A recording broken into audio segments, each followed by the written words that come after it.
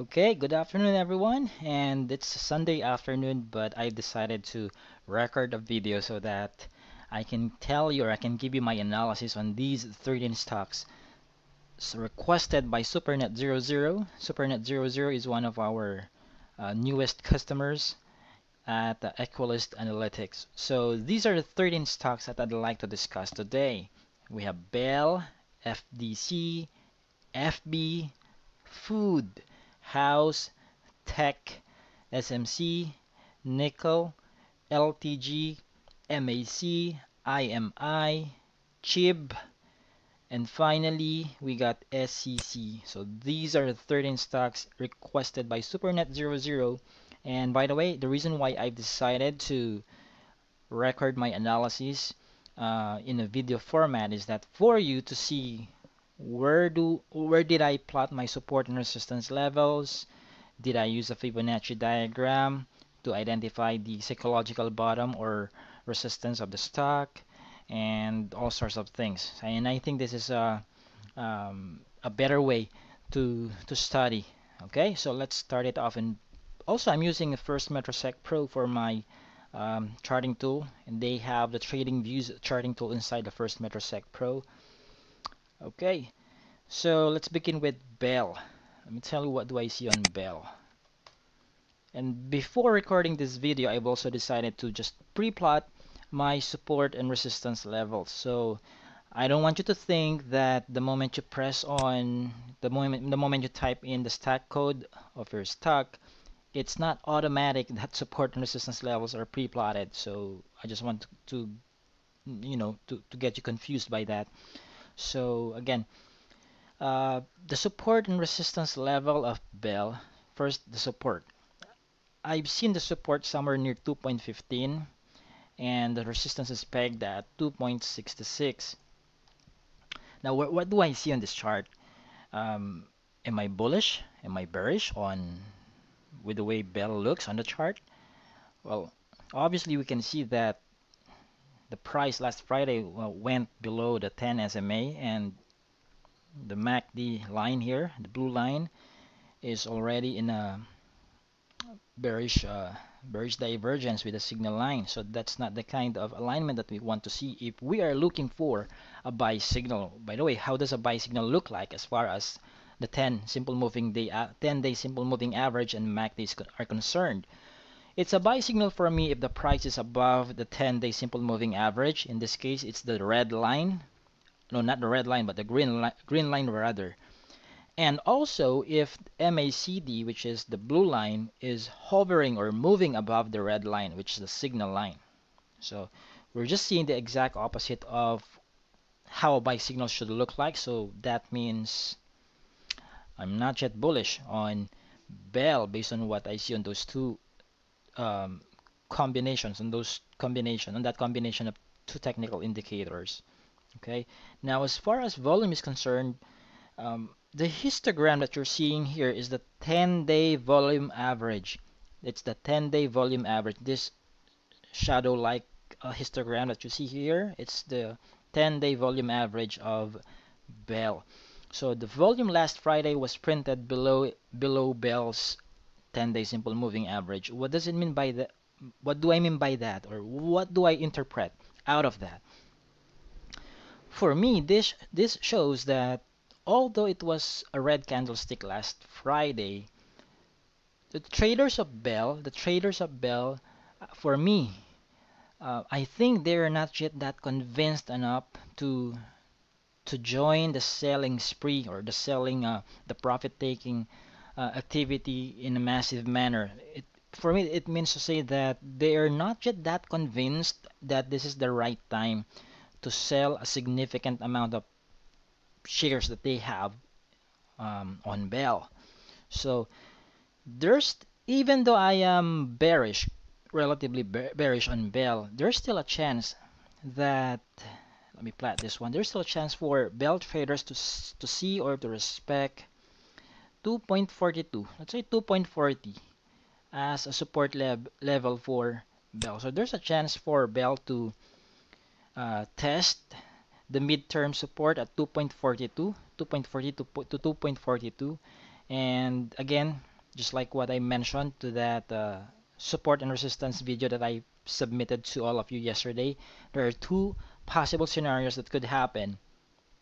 It's either Bell respects 2.42 as the midterm support, or it will, yeah, it's either it will respect that support and it will bounce away, or it will continue its downtrend. Okay, so put those two possible scenarios in mind, especially now that Bell is moving to the northward direction towards the midterm support at 2.42. So if and when Bell breaks down below 2.42, then that adds up to my bearish conviction that Bell might just want to retest the a deeper support at 2.15. So as far as selling is concerned, you know my answer to this one: trailing stop loss. If and when a particular stock, not just Bell, if and when a particular stock is moving below your trailing stop loss, the only logical solution to that is either to trim your losses at once or you sell in tranches. Okay? Um, but that's my sentiment based on what I see on the chart of Bell. Now, as far as the volume and MACD and its candlesticks are concerned, now let's talk about the outflow of foreign funds. Well, we can see here since January, since the beginning of the year, we have seen a relatively thin or silent participation from the foreign investors. Most of their transactions on a daily basis are just about net foreign selling. So last Friday, foreign fundies registered a net foreign selling worth 600,000 pesos. So that's a relatively insignificant amount, compared to what we saw last December of last year. Okay, so there's not much that we can correlate with the foreign investor sentiment for now. In fact, I'm not going to consider the foreign investor sentiment in my overall sentiment for Bell. So again, my overall sentiment for Bell is bearish. Now let's take a look at the next stock that we need to talk about, FDC. So let's pull up FDC's chart. There you go. This rainbow-like rectangular shape that you see here is my Fibonacci diagram. Okay. So here, let's see, where is FDC now? So FDC is obviously in an upward direction. We can all see that on the chart. The question for sure, especially of those who have FDC in their portfolio, is this: is FDC is there enough upward momentum for FDC to continue higher on a higher price, to continue registering a higher price? Well, we don't know exactly the answer to that, and no one knows the exact answer to that. We can only speculate, and we can only set up some fences or marks as to where the stock could potentially reach further. So in this case, I've used a Fibonacci diagram so that I have a basis for the probable psychological resistance of the stock. So how do we check the psychological resistance of the stock? Because definitely FDC's resistance level is no longer here. It's no longer at 14.02. Well, it's acting as the current resistance level, but we want to see what's behind 14.02. What's above 14.02? Is there psychological resistance above that level? When a stock reaches an all-time high, of course, there are no more historical psychological resistance levels that you can cite. So what you need to do now is what I'm using personally is a Fibonacci diagram. Okay, again, if the stock registers an all-time high and there are no more historical resistance levels that you can cite as the stock's next resistance point, What I'm using is a Fibonacci diagram. I use it to calculate or to have a basis for the stock's psychological resistance level. Psychological resistance level, not a historical resistance level. Okay, there's a difference between that. Historical, when it's a basis that already happened in the past, of course, by the root word itself, history. Now, for the psychological resistance or support level, it's it's a price point. It's a zone that uh, has not been reached yet by the stock all throughout its uh, existence in the Philippine Stock Exchange since its inception.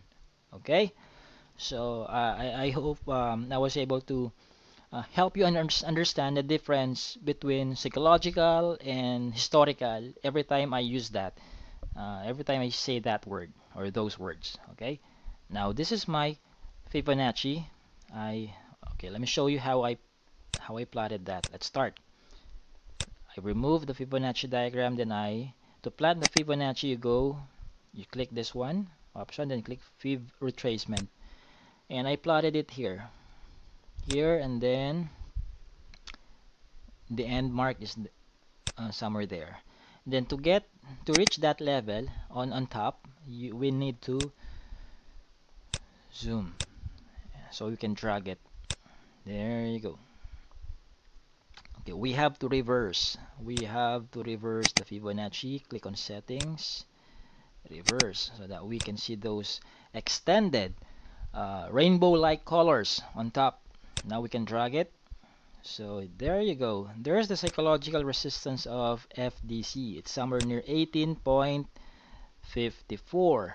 So the prevailing resistance level of FDC is currently at 14 to 14.06. You can say that. And the psychological resistance is somewhere above, it's somewhere near 18.54. Um, it's okay. There's nothing wrong when it comes to wanting to know the psychological resistance of the stock. But the bottom line here is that if and when the stock chooses not to continue its uptrend, you should be fine for as long as you are on top of your trailing stop loss. What does it mean when I say you are on top of your trailing stop loss? What I mean by that is that you should be aware where your trailing stop loss is.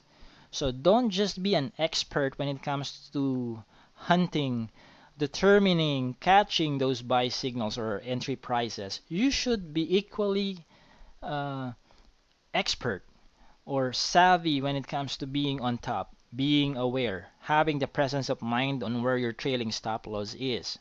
So that's it. So if the stock continues to register a higher price, something that's higher than 14.06, you have to recalculate your trailing stop loss. Again, the recalculation involved in a trailing stop loss is always an upward adjustment. You never do a downward adjustment when you recalculate your trailing stop loss. So if the stock continues to register a price higher than its prevailing price, then you do an upward adjustment on your trailing stop loss. You recalculate. For example, if FDC registers a new price at 14.30, just an example, okay? Then you will have to recalculate that. And how do you recalculate? First off, you need to identify your percentage of risk tolerance. If you think that you only have if you have decided even before entering a position on FDC that your risk tolerance is only at 10%, then you will have to get the 10% below 14.30. So that's where your trailing stop loss is. Now, if and only if FDC chooses not to go up but to go down from 14.06 to 13.50, let's say, you do not recalculate your trailing stop loss on a downward basis. You don't do that. So now your trailing stop loss, considering that you have a 10% risk, is the price 10% below 14.06. So what's 10% below 14.06? You do the math. It's just a simple arithmetic. You can pull up your calculators and then get the 10% below 14.06. So now, if and when FDC dives below, that 10% below 14.06, then it's time for you to either, you rake in your profits or you just sell a few tranches. Okay? So that's how you do it. That's the application of a trailing stop loss. Now, given this, am I bullish or bearish on FDC? Um, my bullish sentiment on FDC was only up until Thursday. Why? Because it was that surge in price last Thursday was supported by volume. See this? This is a towering volume last Thursday. But take a look now. Take a look at the volume last Friday. This goes to show that even though FDC closed at 14.06 last Friday, which was 6 cents higher than its closing price last Thursday, Friday's closing was not did not engulf. It did not engulf Thursday's volume. In other words, I th I think that traders are still are still in an eavesdropping mode. That means they're still trying to see if there is someone who is willing to buy a significant amount, not just any amount, but a significant amount above 14. They are all in a wait and see mode as well. They are eavesdropping with each other's move. That's why Friday's closing was not supported with a significant volume. Friday's volume did not engulf Thursday's volume. Okay, so there's now for me there's a 60% chance for profit taking to occur within this level, but probably between 14 to 14.10. There's a probability that profit taking will happen there, especially when FDC traders um, have gone tired of waiting and monitoring if there's anyone willing to buy up significantly above 14 per share. They may execute profit taking within that zone. Now, if and when that happens, of course, 14 to 14.10 will act as their resistance level, and then there's a possibility, of course, for FDC then to bounce away from that resistance level and retest the previous support at 14.28. Again, be on top of your trailing stop loss. My overall sentiment on FDC is 60% bearish, 40% bullish. Okay. Nonetheless, as far as the alignment of the moving averages is concerned, they are still forming a bullish alignment, especially that the shorter term SMAs are still hovering or are still moving above the longer term SMAs. Okay. As far as the foreign investors' participation on FDC, there's not much that we can derive from their participation. Last Friday's net foreign buying was only a measly amount of 2.42 million pesos. Okay, now with regard to MACD, it's still moving, and that's what we want to see. It's still moving above the signal line. So for those who were lucky enough, especially those who are following my the combination that I love the most, 10 SMA and MACD, for sure you should have entered a new position. If not last November 2018, it could have been last December 18, right? December 18. So if you have been trading FDC since those months or weeks, then you should be fine. You should have gained a lot already by now, and you should be fine for as long as you know where your trailing stop loss is. But if you are just in a position wherein you are thinking whether you should trade FDC or not next week, I would suggest you stay on the sidelines for now and see what will happen within the 14 to 14.10 territory. So be on wait and see mode. Okay, so that's what I know. That's what I can say about FDC's chart. Let's move on to the other stock. So we have FB. Okay, so for FB, what do I see on FB? Okay, so the immediate support is at 90.7 and the immediate resistance is at 98.6.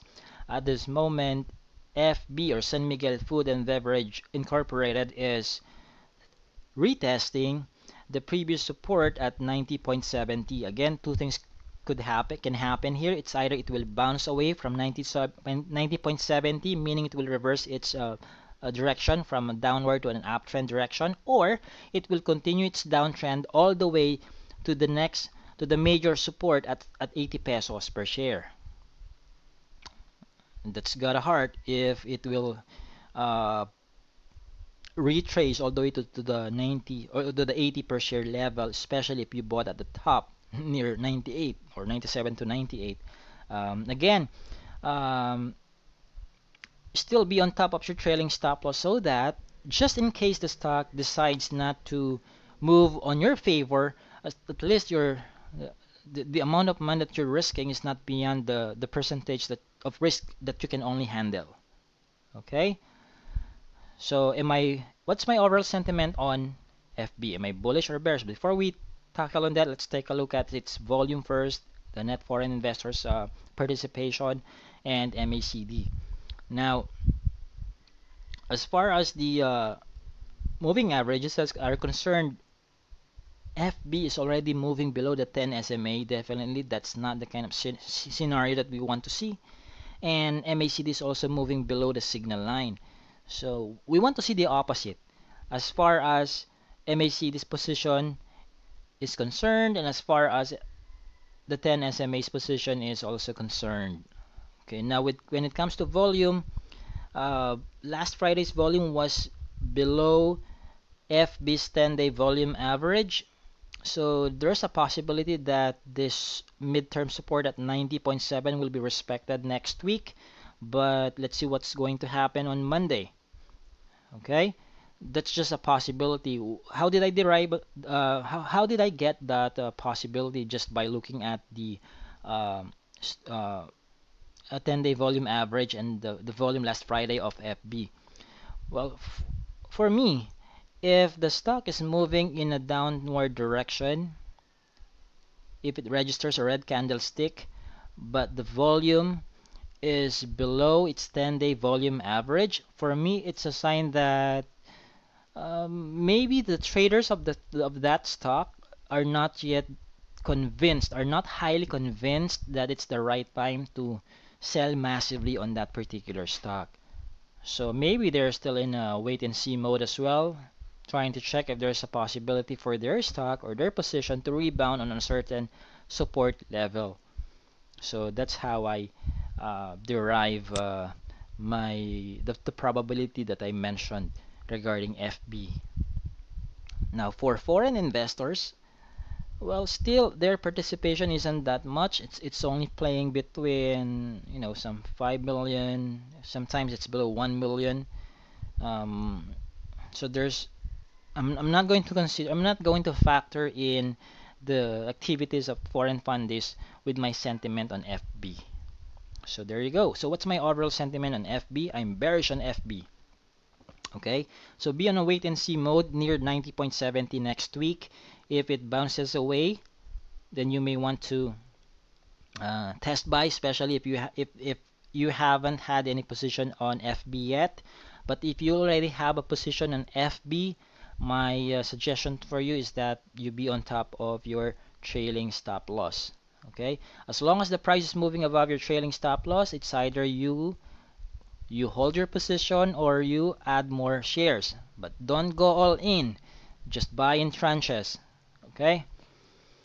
Okay, so that's my analysis of FB. Let's move on to the fourth stock. So we have food. So who among you has food? Food, let's check. Okay, so here I haven't platted my support and resistance level for food yet, so you can now see me in action. How do I plot my support and resistance levels? So I'm going to put the resistance here at the 1.19. I'm not after the precise point, I'm just after the zone. Okay, so here, there you go. So, okay, so the immediate resistance of food is seated near 1.19, while that's the resistance, immediate resistance, and the immediate support sits near 1.01. Let's make it 1 peso, and let's make it 1.20 for the resistance, so it's easy to, so it's an even number. Okay. Okay, there you go. So again, the immediate support sits at 1.0, and the immediate resistance sits at 1.20. Okay. Now the major support is at 0.86, and the major resistance after 1.20 is at 1.29. So let's make that 1.30, so it's a whole number. Okay, I'm just being obsessive compulsive here with the digits now. Okay. Okay, now what do I see here? Food is closer to the immediate support than to the immediate resistance. Of course, that's obvious, especially if you're watching this video right now. So what I would like to emphasize here is that food is already moving below the 10 SMA. And MACD, take a look at this MACD. It's already in at the brink of closing below the signal line. It's in a bearish divergence, because they're about to move in the opposite direction. They are now in a bearish MACD is in a bearish divergence with the signal line. And with the price moving below the 10 SMA, that's not the kind of scene or scenario that we would like to see as far as 10 SMA and MACD are concerned. Okay? Especially now that MACD is drawing closer to is much closer to the immediate support than the immediate resistance. So my overall sentiment is bearish. But why are the foreign investors buying on food? Well, let's take a look at the total turnover value, or their net foreign buying, if it's a significant amount or not. Oh, it's an insignificant amount. It looks towering. It looks towering on the by the size of their charts relative to the size of the bar charts beside them to their left.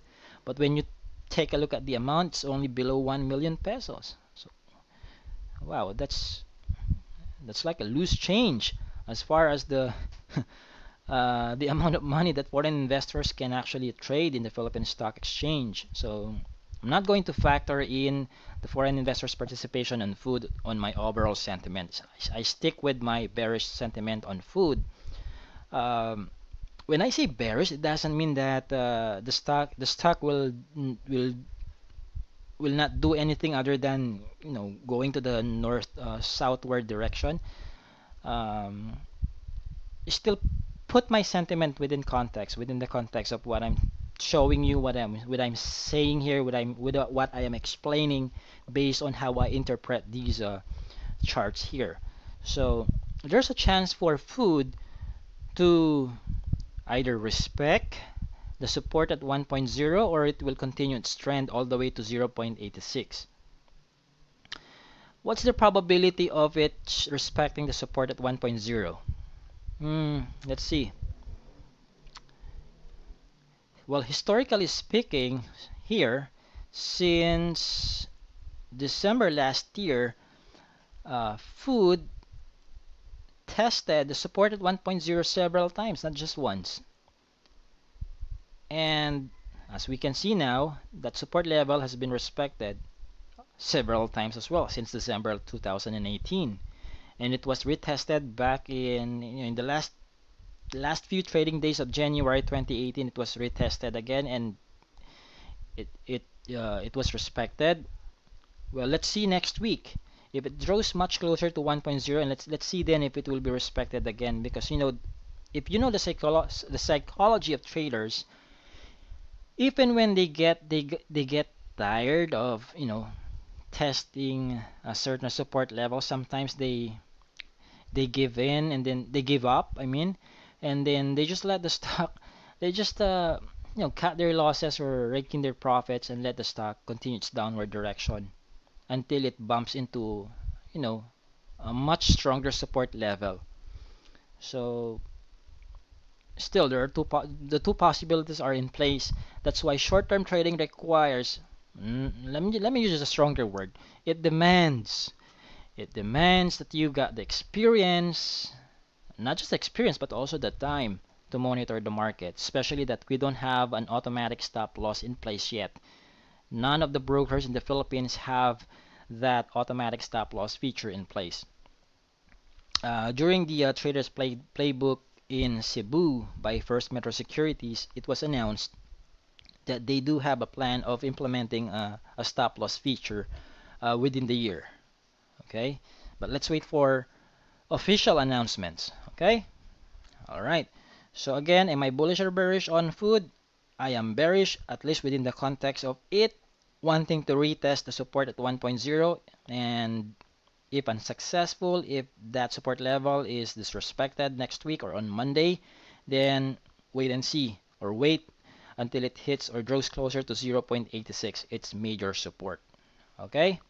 All right, let's move on to the other stock. We got house. Let's see what we have for house. House. Okay, now again, you're seeing me using this Fibonacci retracement because I want to know, I need to get not the historical resistance level, but the psychological resistance level of this stock. Okay? So, for us to know the psychological resistance level of house, we have to zoom in. Zoom in first. So we can drag it. Drag it. Okay, let's see. Okay, now we can drag it. Drag it down. There you go. There you go. So the psychological resistance level of house is positioned at 12.60, which is in confluence with the 61.106 with a 61.8% Fibonacci extension. It's an extension when it's extending to a certain level that has not been topped yet by this stock. It's a retracement if we are just talking about a certain price point which was already topped or reached by that stock. Okay? So be familiar with my terminologies, retracement versus extensions. Okay? So am I bullish or bearish on house? Well, before we can answer that, let's take a look at the indicators that we have. First, the position of the price in relation to the 10 SMA, foreign investors participation, the volume, and MACD. Okay, let's start it off with the position of the price on top on the 10 SMA. So obviously, the price is moving above, way above the 10 SMA. And volume, the volume is also moving above its 10-day volume average. Wow, that combination alone, the position of the price above the 10 SMA and the bullish volume, which is above its 10-day volume average, I'm already bullish on that one. And that initial bullish sentiment of mine is also supported by MACD's position above the signal line, which is, it adds up. That's an extra point for me to stick with my bullish conviction on house. Now, as far as the foreign investor sentiment, they are contrarian here, but although their net foreign selling bar graph here looks so towering when compared to the height of its neighboring net foreign buying or net foreign selling graphs, it's still an insignificant amount. Last Friday it was only 5.8 million worth of net foreign selling. Still a loose change compared to the amount of money that foreign funds have. So I'm going to ignore that. I'm going to ignore the net foreign selling last Friday. I'm going to stick with my bullish sentiment on house. But if you're going to ask me for sure, for those who have not entered a position in house yet, especially those who missed my favorite in combination, 10 SMA and MACD. Okay, if you are following my combination, the combination that I love the most, you would have entered a position on house as early as, let's see, as early as October or maybe around November 2018. And even though there were ups and downs back then, if you have applied 10% risk tolerance, you for sure you have not been stopped out yet. You have not been whipsawed yet, because if you entered a position in house sometime in November 2018, given these are red candlesticks that we see here, they're not below 10%. Those dips are not 10% worth of dips. Okay, so meaning to say you have not been stopped out yet. So I do hope by now I've been able to explain it to you more than enough why it's important to identify your percentage of risk tolerance when you calculate your trailing stop loss, and why it's important to have a trailing stop loss and not just be an expert when it comes to catching those buy signals. Okay, all right. Okay, so that's the resistance level that we are eyeing now. It's at near 12.60. If it goes up all the way to 12.60, well, fine. Well, not just fine, that's great, right? And just be on top of your trailing stop loss. At any moment that house decides to go down from 11.92, from 11.96, from where it is right now, you're fine. You're still a net gainer. You're still a net winner, because you do have a risk management in place. Okay? Remember, the stock market is a game of two probabilities. It's either you win or you lose. So don't just focus on winning. You must have an exit strategy.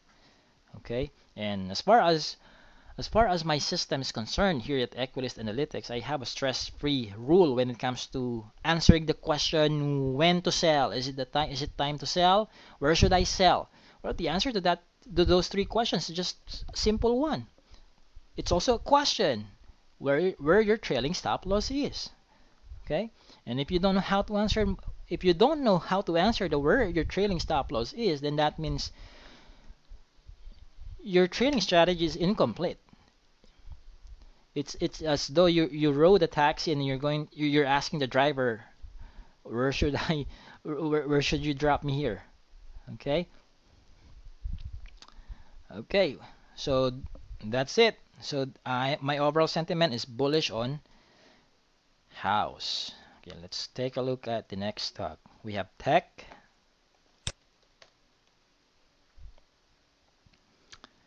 Okay, for tech, let's see. Let's see how much time have we spent already on this. Okay, good. Okay, we're good, we're good. House, let's take a look at house.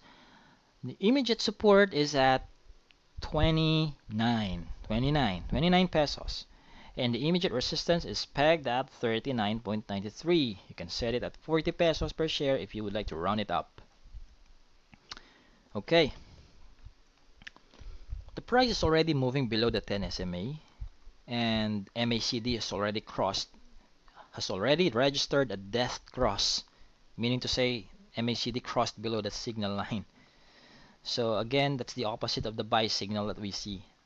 Even though I say it's the opposite of the buy signal, it doesn't mean it's time for it to sell. Well, again, the trailing stop loss. That's our basis for selling. Okay, that's my basis for selling. If the price hits my trailing stop loss, then I will sell. Okay, regardless whether the price is below the 10 SMA or MACD already crosses below the signal line, or a longer term SMA crosses above a shorter term SMA, I don't care with those things. Well, they help me form my overall sentiment. But as far as answering the question, where should I sell? Is it time to sell? At what price should I sell? The only answer to that is my trailing stop loss. Okay. Okay, volume. Let's take a look at the volume. Well, volume is above the 10-day volume average of tech. So that's another point for a bearish sentiment for me. And then the foreign investors transactions, it's still insignificant. Although it's insignificant, we can see here obviously that tech has been battered for the entire year in terms of net foreign selling. Okay, so I'm bearish on tech. If you are about to enter a position on tech, be on wait and see mode near this support level at 29 pesos per share. Um, how bad could it go? How bad can it go? Well, if it breaks below if it breaks below 29, catch it near 22.7. That's the next historical support that I can see here, 22.7. Okay, it's quite deep. It's quite deep. if you are to ask me. Okay, there you go. Especially the alignment. The alignment of these moving averages. This is not what I want to see. This is not what I want to see in any stock that I would like to trade in a short-term basis. The longer-term SMAs are moving above the shorter-term SMAs. If I were to trade a stock on a short-term basis, I would like to see the opposite. I would like to see the shorter-term SMAs hovering, moving above the longer-term SMAs. Okay, so definitely tech is not in my considerations for a short-term trading right now. Well, as far as my investment horizon and risk tolerance is concerned, that's my sentiment on tech rather. So let's take a look at SMC. Okay.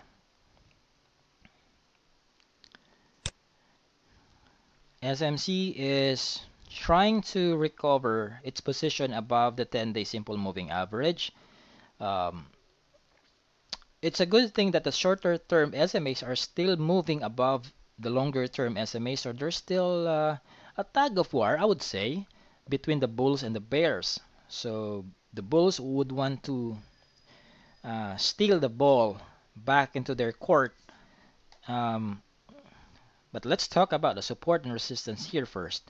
The immediate support that I see is pegged at 155.50, while the immediate resistance is pegged at 1.79. Okay, uh, cons uh, it's a few flux. It's a few flux. The current price of SMC is a few flux below the median of this immediate support and immediate resistance. Still, I would say there's a tug of war indeed. I'm not completely bearish. I'm not completely bullish on SMC. Maybe it's a 50-50. I would say I'm neutral. I'm neutral on SMC right now. There's still it seems to me that it wants to make it's still interested to make some attempts to regain its position above the 10-day simple moving average. Nonetheless, the bearish volume last Friday was above the 10-day simple moving average. Not 10-day simple moving average, but the 10-day volume average. Let me correct myself. Now, again, if the traders of SMC have gone tired of making those attempts to bring it back above the 10-day simple moving average, if and when they get tired of doing that, of supporting its ascent above the 10-day simple moving average, then the likelihood of them selling is pretty high.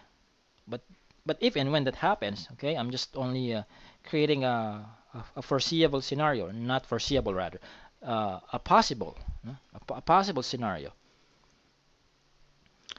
Now, as far as the foreign investors' participation is concerned, it's not much as well. It's not much. So I'm going to factor out. I'm not going to consider the participation of foreign investors in my overall sentiment on SMC. Now, MACD is already bullish. No, bearish rather. The blue line is below the red line. Nonetheless, I'm neutral. I am neutral on SMC. If you already have a position on SMC, well, my answer is always the same. Respect your trailing stop loss. I will keep on parroting that same answer over and over again. Now, if you don't have a position on SMC yet, is it the best time to enter a new position on SMC?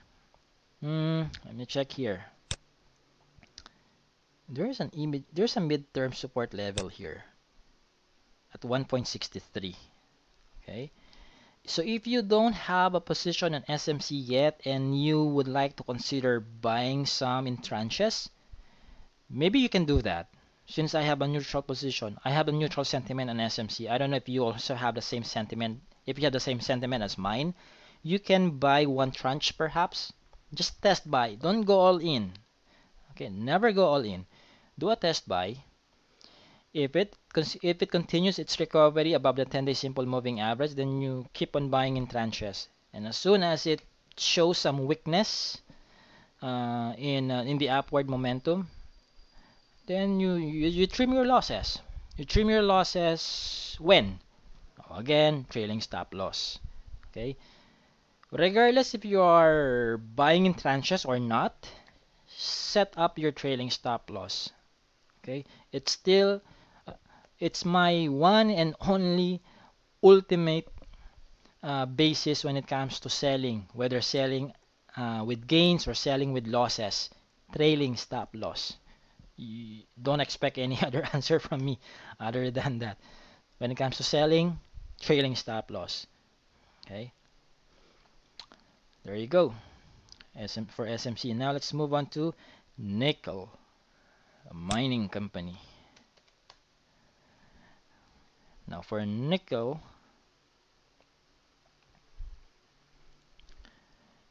it's also moving below the 10-day simple moving average, and although it's still moving in a bullish position as far as long-term horizon is concerned. How did I say that? It's because its price last Friday um, is still moving above the 200-day simple moving average. So that's a bullish position as far as long-term investing, as far as long-term time period or long-term horizon is concerned.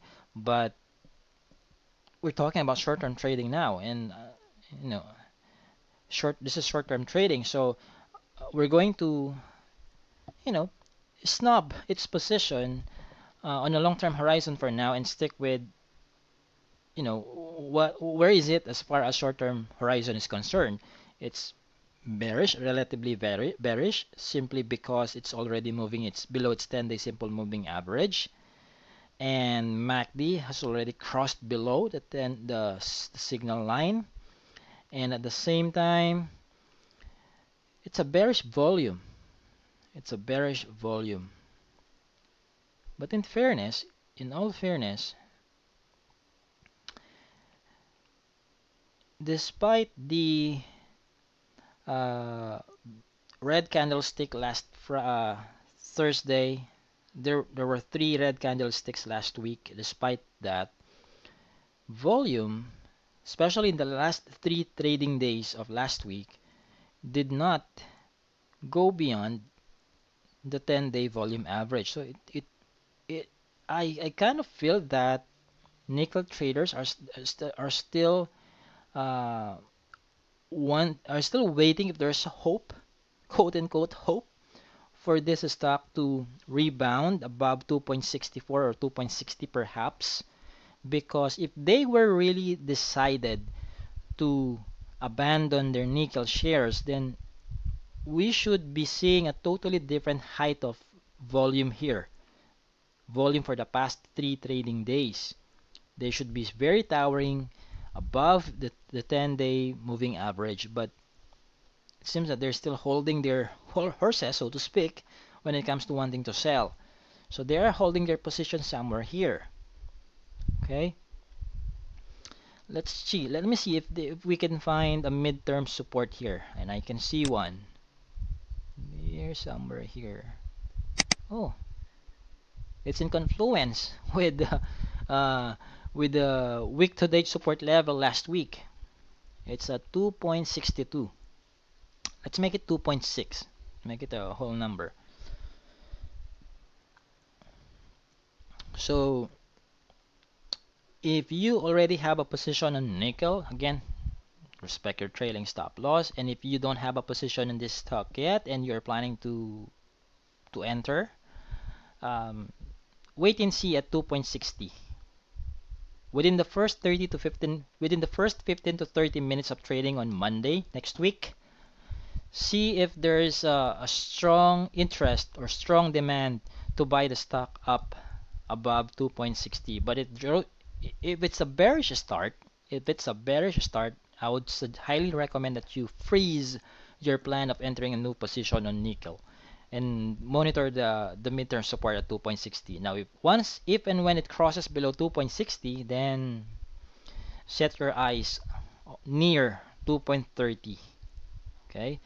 Now, when I say these values, these support levels, don't take it literally as though you will only consider buying when it literally hits 2.30.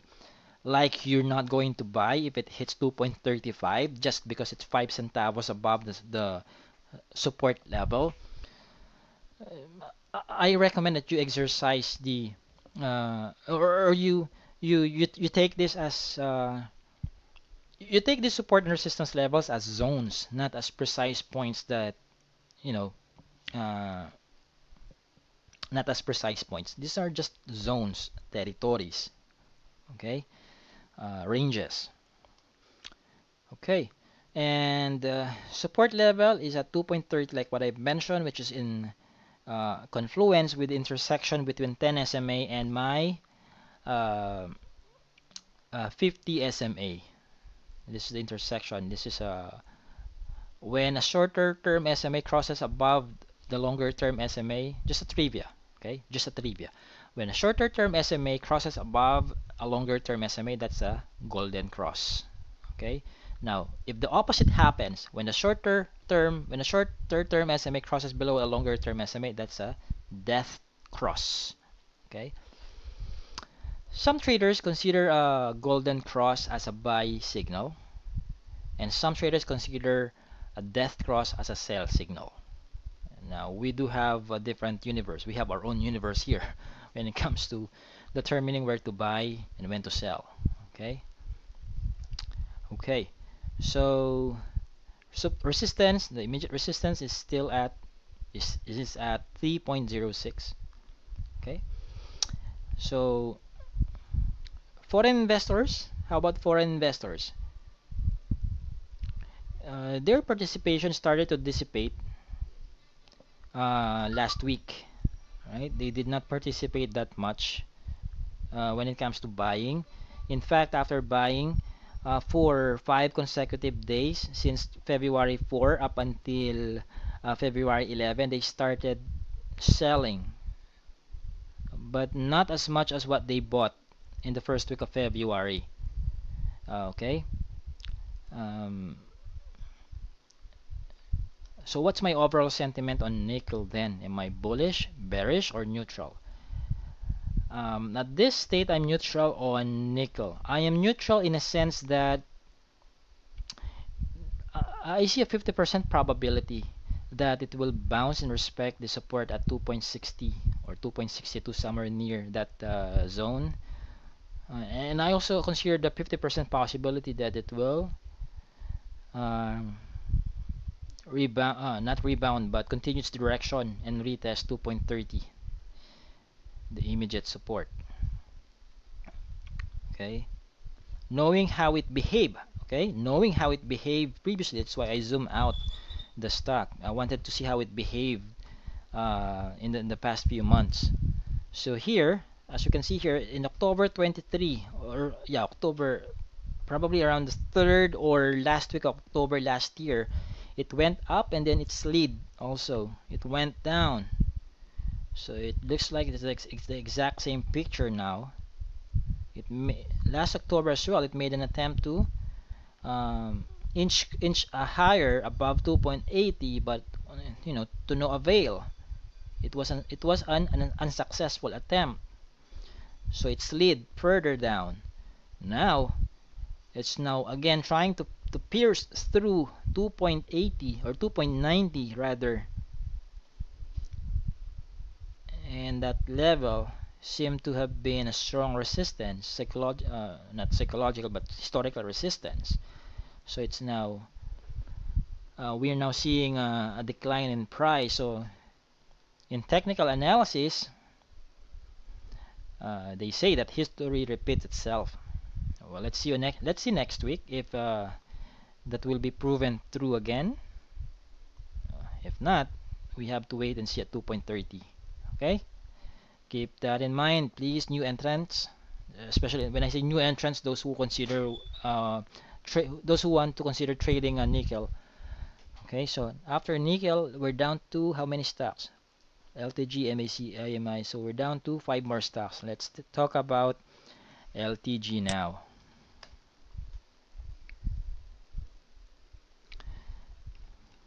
So LTG's immediate support is pegged at 14.57. Let's make that 14.60. And its immediate resistance is pegged at 17.35. Major support is at 12.82. Okay. Now, as far as the alignment of the moving averages of LTG is concerned, I can see obviously a bearish alignment here because the longer term SMAs are hovering or are moving above the shorter term simple moving average. Besides, the price of LTG last Friday is still moving below the 10-day simple moving average, and MACD already crossed below the signal line last Friday as well. But despite that, this uh, green candlestick last Friday registered a volume that was higher than LTG's 10-day volume average. So we can see here some attempts or an attempt to regain its position above the 10-day simple moving average. But given this overall picture of LTG, I'm not the bullish part of me is not yet dominant. I would say so. It's not yet that dominant compared to my bearish sentiment on LTG. Okay, um, especially given the alignment of the simple moving averages, and besides, foreign investors are not participative that much on LTG, especially on the last two trading days last week. So instead of giving you a bullish or bearish overall sentiment on LTG, I'm going to give you also a neutral sentiment on this stock. Why neutral? Why neutral? It's again what I mentioned. Despite the bearish alignment of its simple moving averages and the crossing of the MACD below the 10 SMA, and the lack of substantial or significant participation by the foreign investors in the last two trading days of last week, I've seen one thing that prevents me from drawing an overall bearish sentiment on LTG. And what is that? It's the bullish volume, bullish 1-day volume last Friday, which was above its 10-day volume average. Besides, um, it was a green candlestick last Friday. So for those who already have a position on LTG, again and again, sell if it hits below your trailing stop loss. If it's above your trailing stop loss, it's either you hold your position or you buy some more in tranches, not all in. Don't go all in. Don't put all your remaining buying power in one go in any stock. Now, for those who don't have a position on LTG yet, your ultimate question, is it okay to enter a new position in LTG? So I would say within the first 15 to 13 minutes of trading next week, observe. Okay, eyes on the bid-ask spread. Okay, if there's strong demand for this stock, be quick to buy one tranche. I would say perhaps within the first 5 minutes of trading, so you can ride on to the momentum. Again, this is short-term trading. Okay, this is not long-term investing. Uh, if you observe a strong demand to buy the stock up within the first 5 minutes of trading on Monday, you buy one tranche. And then after 5 minutes, if it continues to show a strong demand to buy the stock up, maybe you can consider buying another tranche. So by the end of 10 minutes, you should have bought two tranches of LTG shares by then. Of course, you will have to consider the volatility. Okay, the volume. It doesn't mean the price is going. If the price is going up, but the volume is relatively thin, I would say don't consider buying that stock. Okay, because you may have a hard time liquidating your shares if there's a very low volume for that stock. Okay, so don't just look at the upward price fluctuation. Look at the volume as well. So, because if the stock goes up from 100 to 200, but the volume is only 100 shares, my goodness, it will be pretty challenging to liquidate your shares, to sell your shares if it's only trading with that kind of volume. Okay, so that's it. Now, if the stock if the LTG continues to if LTG starts with an anemic start, if it showcases an anemic start within the first 5, 10, or 15 minutes of trading next week, then be on wait and see mode and see if it will draw closer to 14.60. Once it draws closer to 14.60, then that's when you need to reevaluate. That's when you need to post a new request in our private clients forum for the price volume distribution and top 10 players chart of that stock. Okay, all right. Again, my overall sentiment for LTG is neutral. I've given you the steps that you need to do if you have a position, or if you're still planning to enter a new position on LTG next week. Okay, let's move on to the other stock. We have MAC. We're down to 4 more stocks. MAC for Macro Asia Corporation. Um, it's still bullishly. I'm still bullish. Okay, I've given you my overall sentiment. Okay, already. So I'm bullish on MAC despite its position below its 10-day simple moving average. Um, for the reason that this red candlestick did not come or did not register itself with a towering bearish volume, meaning to say, this even though it's a red candlestick, MAC traders were still holding their position, because if they were not holding their position, then they should have registered a relatively high volume bar, higher than what we currently see on the chart. It's only at how many volume was this? What was the volume registered last Friday? It was only at 2.071 million shakers. Okay, if they were really decided to sell down on MAC, they should have registered a volume higher than 12.77 million shares. Okay. Now, despite my bullish sentiment on MAC, do not take that as an ultimate signal that it's the right time to buy or to enter a new position on MAC immediately next week. I would still say that you need to check the demand for this stock at least within the first 5, 10, or 15 to 30 minutes of trading next week. If there's a strong demand, then you can try entering a new position. Otherwise, if MAC continues to uh, um, inch down further from the 10-day SMA, then it could be a sign of an exhaustion of bullish momentum.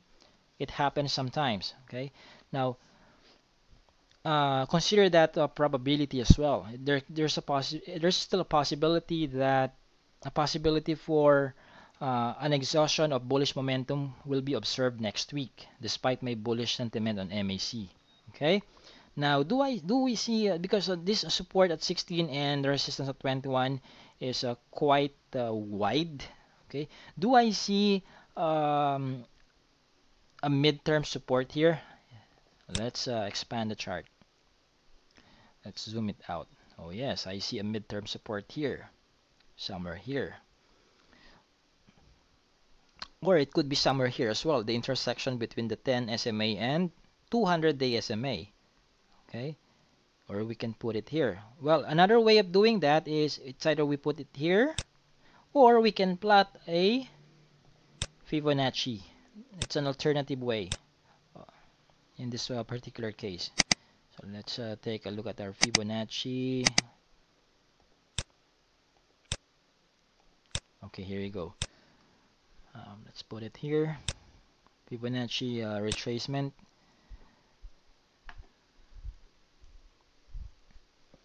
Oh, we can also put the midterm support somewhere here, which is in confluence with the 61.8% Fibonacci retracement. It could be, so in other words, your midterm support, instead of using a precise point like 18.41 or 17.67, you can determine your midterm support as a range. So as a range, like this, let's use a rectangle.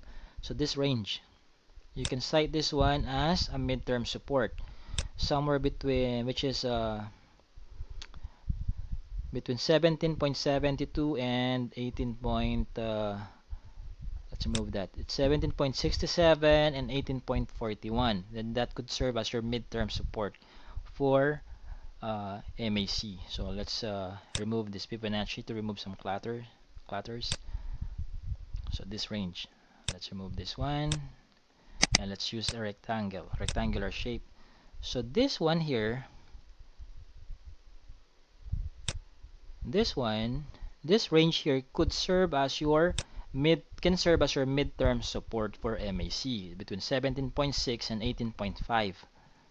Okay, so again, if MAC decides starts to show some weakness for the bullish momentum within the first 15 to 30 minutes of trading next week, then it's possible that it will retest this midterm support between this range that I showed you, 17.6 and 18.5. So if once it enters that zone, you be alert because it's either it will just it might rebound within that range, or it will continue its downtrend and retest the support at 16 pesos per share. Okay, so you consider that those are possible scenarios. So my overall sentiment again is bullish with it's not a strong bullish. Okay, if I were to classify my bullishness on this particular stock, it's not really a strong bullish. Could be just bullish without the word strong. Okay, so let's go with IMI. Okay, IMI. For IMI, Integrated Microelectronics Incorporated, the price is moving below the 10-day, below the short-term SMA, and MACD is also bearish.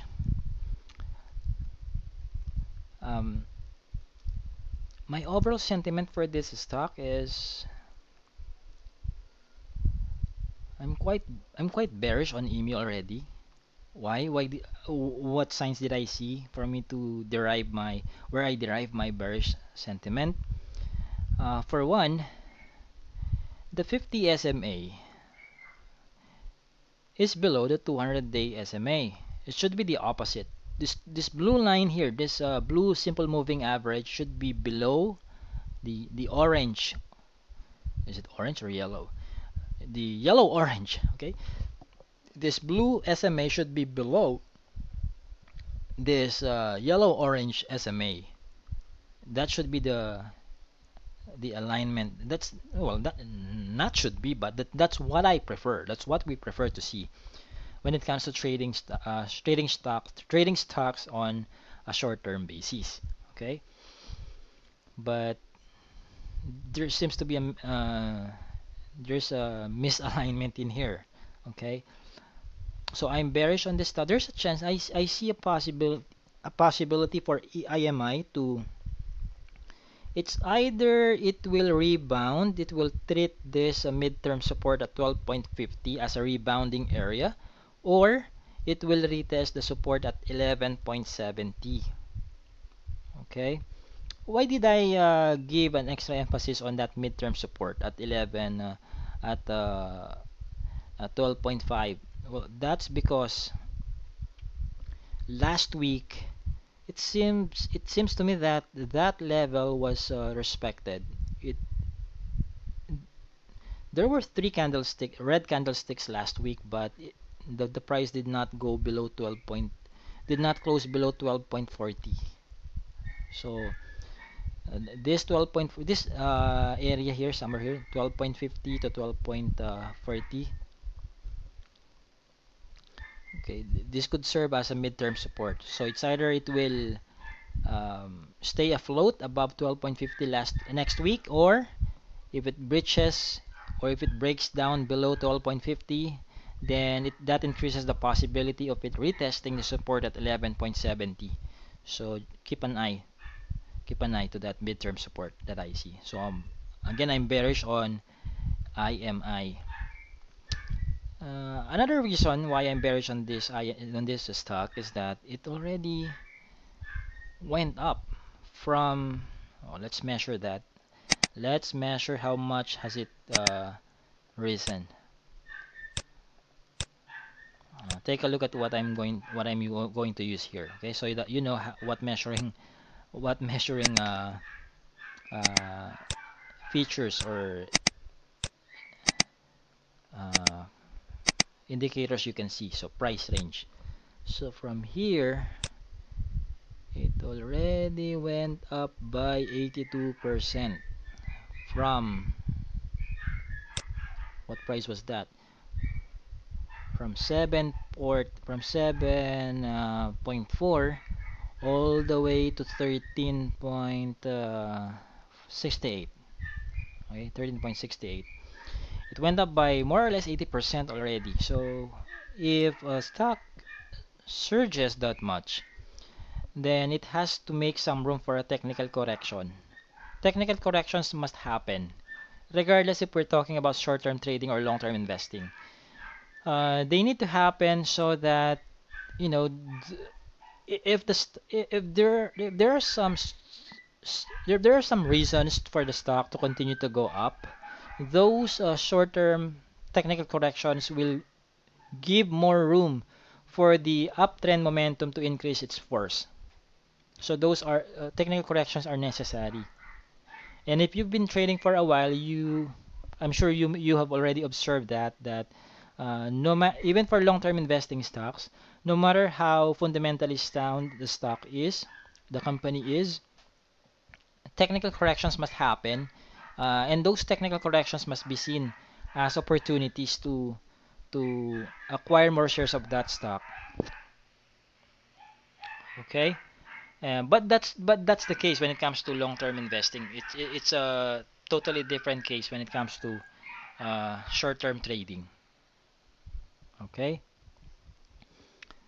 so there you go. So that's the reason why I am bearish on IMI. So let's take a look at the next. Okay, so let's continue now with what we did with this IMI. After IMI, we have CHIB. Okay, what's the last stock here? Okay, we're second to the last. We're down to the second. We're down to the second to the last stock that we're going to discuss. We have China Bank. So for China Bank, this is also not the kind of moving average, the alignment of moving averages that we don't. This is not what we prefer. Okay, we want this blue line to be below this yellow orange line. Okay, China Bank has been battered since the beginning of the January 2018, and for how many months? Since October last year, it has only been trading the range. In which particular range? It's 26.8 and 29. 26.8 and 29. So it has only been trading that range for For how many months already? For 4 months. Okay, and I'm still bearish on China Bank. And why am I bearish? Take a look at these outflow of foreign funds. Okay, these outflow of foreign funds, although they are not as significant as the participation of foreign funds on select index stocks, but these are significant outflows. Okay, since last year, since October,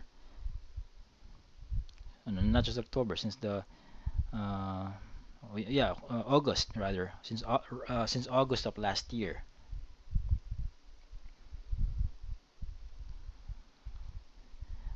Uh, the inflows of foreign funds were relatively strong um, in the beginning of 2018 up until in the first quarter. In the first quarter of 2018, the inflow of foreign funds was relatively strong, and then it has gotten weaker. It has gotten weaker beginning August of 2018 of the year, and that continued in the beginning of 2019. Okay, that's the reason why I am particularly bearish on CHIB or China Bank. The support is at 26.8, resistance is at 29 pesos per share. Now, how far can it go just in case it breaks below 26.8? It's going to be 25.4. How did I get that? Well, I use a Fibonacci retracement here. 25.4 is in confluence with 61.8% Fibonacci extension. Okay, so that's it. Besides, the MACD is already moving below the 10-day, below the signal line, and the price is also below the 10-day simple moving average. And volume, it's a pretty slim volume, especially for the entire week last week. Uh, it just moved sideways actually. CHIB just moved sideways. Uh, it, the price point barely moved last Friday. Not just last Friday, but last week. So on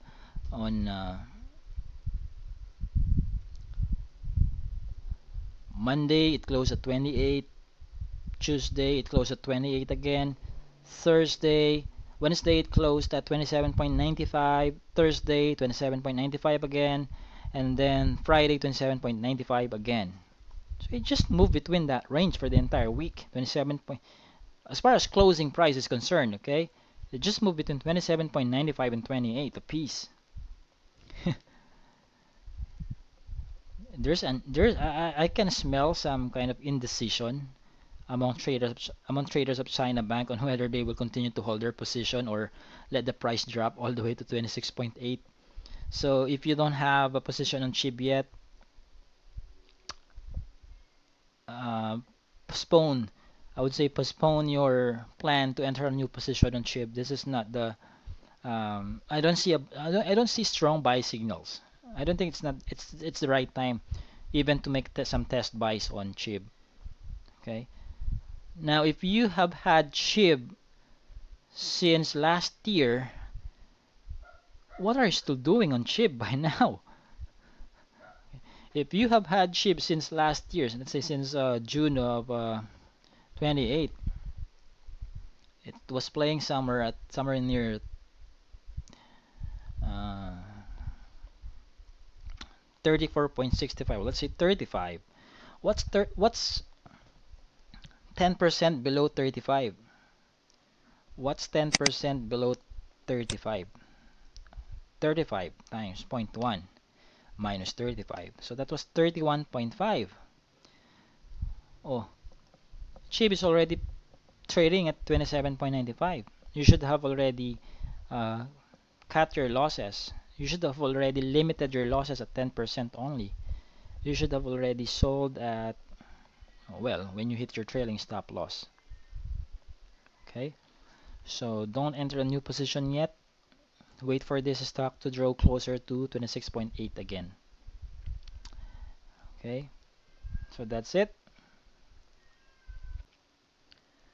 Okay, now we're down to the last stock. So we have SCC. Let's take a look at SCC. So for SCC, I'm also bearish on this stock.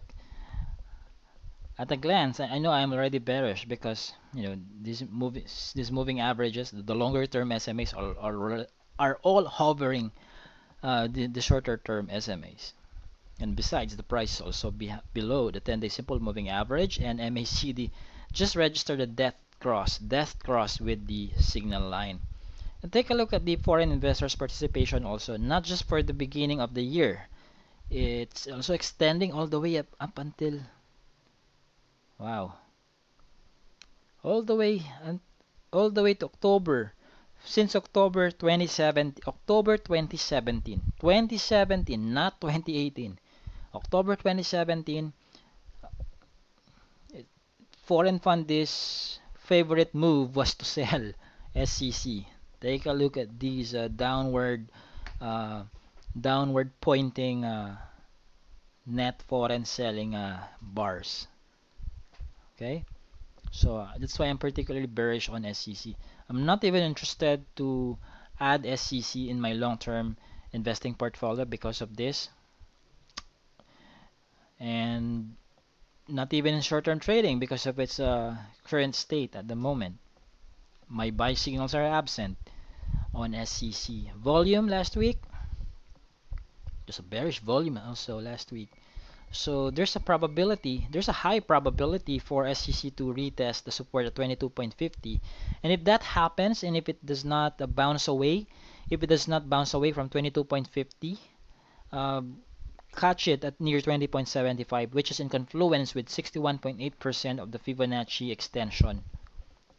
Okay, there you go. And after 22.5, it's quite deep at 18 pesos per share. Okay, still using the Fibonacci extension, the next Fibonacci extension after 20.75. Okay, so I'm bearish on SCC. If you have a position in SCC, again, trading stop loss. And if you are considering to enter a new position, not yet. Continue observing, continue monitoring SCC next week. There's a high probability for it to test the support at 22.5. And if it hits 22.5, do not rush. Do not rush into the idea of buying SCC. Continue to monitor if the demand, if there's no shift, shift in sentiment from bearish to bullish, then there's also a chance for SCC to go below 22.50, for it to draw closer to 20.75 as the next support level. Okay, so I do hope I was able to shed some light or to help you make. I do hope this will help you make a decision, uh, a go or no go decision when it comes to your short-term trading activities on Bell, FDC, FB, Food, House, all the way to Semirara Corporation. Okay, I know it's a pretty long video. It's almost an hour and a half video, but I do hope this discussion um, will be an instrumental tool for you to come up with a data-driven decision. Again, don't just make a decision based on what you think, feel, and believe. Make sure that what you think, feel, and believe is backed with data, just like what we're advocating, just like what I'm teaching you here at Equilist Analytics.